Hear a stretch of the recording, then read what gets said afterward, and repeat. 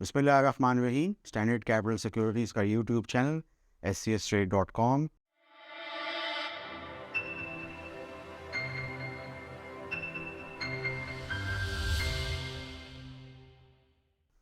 Viewers, हमने देखा कि जो पिछले जितने भी वीडियो लॉग्स थे उसमें मैंने तस्करा किया था कि हुकूमत पाकिस्तान ओजीडीसी और पीपीएल से बड़े डिविडेंड ले सकती है, और एक अकाउंटिंग एंट्री के तहत जितना भी ये जो सर्कुलर डेट का मामला है जो आगे चल के एसएसडीसी एसएनजीपी को हिट करता है और ख़ुद ओजीडीसी पीपीएल को हिट करता है, क्योंकि एसएसडीसी एसएनजीपी उनको पैसे नहीं देते, तो वो मामला हल हो सकता है। इस हवाले से हमने ये पढ़ा प्रिंट मीडिया के अंदर कि ये एक बड़ा डिविडेंड जो है वो हो सकता है ओजीडीसी, जो कि 76 रुपये बताया जा रहा है, और पाकिस्तान पेट्रोलियम तकरीबन 33 रुपये बताया जा रहा है।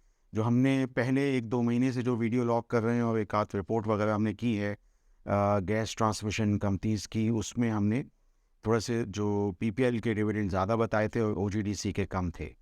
लेकिन बहरहाल ये है कि अगर ऐसा होता है तो अकाउंटिंग एंट्री अगर होती है तो ये जो शेयर होल्डर्स हैं उनको फ़ायदा हो सकता है, वन टाइम डिविडेंड्स आ सकते हैं। गो के ये भी ख़बरें हैं कि आईएमएफ जिसके ईमा पे ये मामला ठीक किए जा रहे हैं, मसलन गैस सेक्टर का सर्कुलर डेट जो कि 1.6 ट्रिलियन का है, इसको ठीक करने की कोशिश की जा रही है। तो आईएमएफ इससे कोई ज़्यादा खुश नहीं है और वो यही कहते हैं कि गैस प्राइसेस बढ़ाई जाएं, तो वो उस पे वो मुसर हैं। और यही मैं समझता हूँ कि इसका फ़ाइनल हल है इस पूरे मामले का, कि जितनी की गैस हमारे यहाँ से निकलती है उससे ज़्यादा की बिकनी चाहिए, और वो जो हम डेफिसिट पार्क कर देते हैं सुई सदर्न और सुई नॉर्दर्न की बुक्स में, वो सिलसिला ख़त्म होना चाहिए।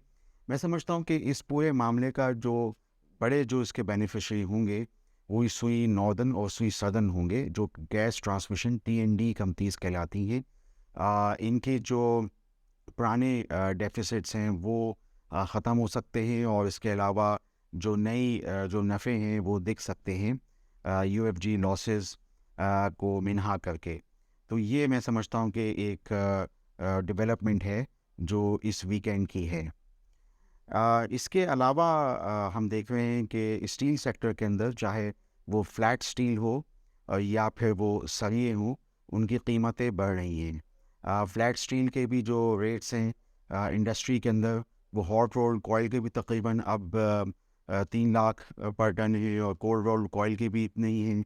और इसके अलावा जो लोग गल्वेनाइज बनाते हैं थोड़ा वैल्यू ऐड करके कोल्ड रोल को, तो वो तकरीबन 3 लाख से ज़रा ऊपर हैं।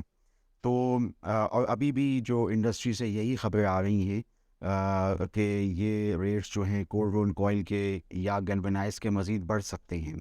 गो के हमने जो इंटरनेशनल स्टील के रिजल्ट सेकंड क्वार्टर के देखे, तो उसमें जहाँ सेल्स में कोई ख़ास वो नहीं है बढ़ोतरी, वहीं पे हम देख रहे हैं कि जो कॉस्ट है, लागत है, वो बहुत बढ़ गई है। आप जानते हैं कि रॉ मटेरियल की कीमतें हों या डॉलर हो, ये सब चीज़ें, ये सारे डायनामिक्स बदल चुके हैं। जब हम क्वार्टर टू क्वार्टर मामला देखते हो मार्च के क्वार्टर में, तो हमें मज़ीद ये चीज़ें जो हैं वो मुश्किल में नज़र आएंगी, क्योंकि कंजम्पशन जो हैं वो मुल्क में जैसे पहले थी पिछले सालों में, मसलन हाउसिंग होती थी या जैसे गाड़ियाँ वगैरह बनती थी, वो चीज़ें उस तरीके से नहीं रिपोर्ट हो रही।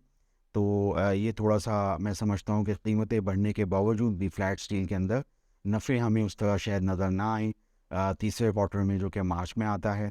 इसी तरीके से हमने मुग़ल स्टील के बारे में भी सुना कि वो अपने सरिये के दाम बढ़ा रहे हैं। नॉर्दर्न जोन में, जैसे पंजाब में लाहौर में ऑपरेट करते हैं, बादामी बाग की पार्टी है, तो वो भी अपने सरिये के दाम बढ़ा रहे हैं।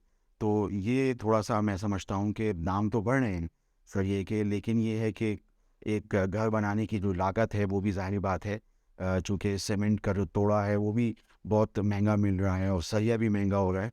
तो ये चीज़ें भी हमें देखनी होंगी।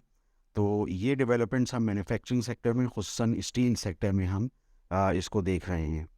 इसी तरीके से फौजी फर्टिलाइज़र कंपनी का नतीजा आया, पौने 16 रुपये ईपीएस थी सालाना, वो रिपोर्ट करना ज़रूरी था हम लोगों को, और तकरीबन 3 रुपये 15 पैसे का फोर्थ क्वार्टर डिविडेंड है जो 22 मार्च को एक्स होगा। मैं समझता हूँ कि जो फौजी फर्टिलाइज़र के जो पुराने इन्वेस्टर्स हैं, जो डिविडेंड पे हर क्वार्टर में डिविडेंड वगैरह पे इन्हिसार करते हैं, तो उनके लिए ये एक अच्छी खबर है। कल फौजी फर्टिलाइज़र जो कंपनीज़ हैं फौजी फाउंडेशन ग्रुप में, उनकी कॉर्पोरेट ब्रीफिंग्स भी हैं।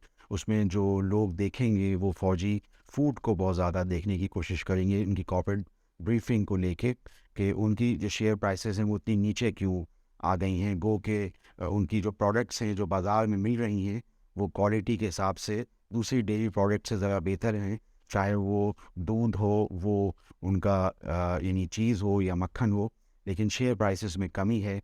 तो ये कल हम कॉर्पोरेट ब्रीफिंग में इसको देखेंगे। आप स्टैंडर्ड कैपिटल सिक्योरिटीज़ के यूट्यूब चैनल को सब्सक्राइब कीजिए और इन मस्कुलर कंपनीज़ पे आप एससीएस पे जाके उनके स्नैपशॉट को देखते रहिए। आपका शुक्रिया। For more details, call us today at 111-111-721. Open an account with Standard Capital Securities. Start investing in your financial future.